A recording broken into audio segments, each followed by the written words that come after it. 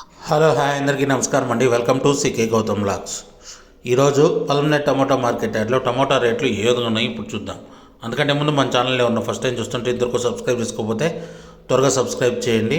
అలాగే పక్కనున్న బెల్ ఐకాన్ని క్లిక్ చేయండి.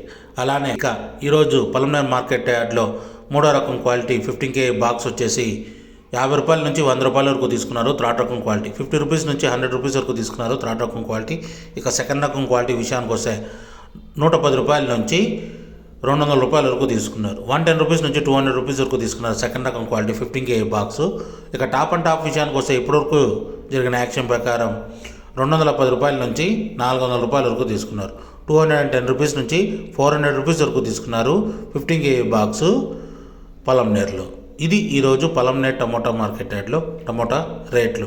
ఈ వీడియో కనుక మీకు నచ్చినట్లయితే తప్పకుండా లైక్ కొట్టండి.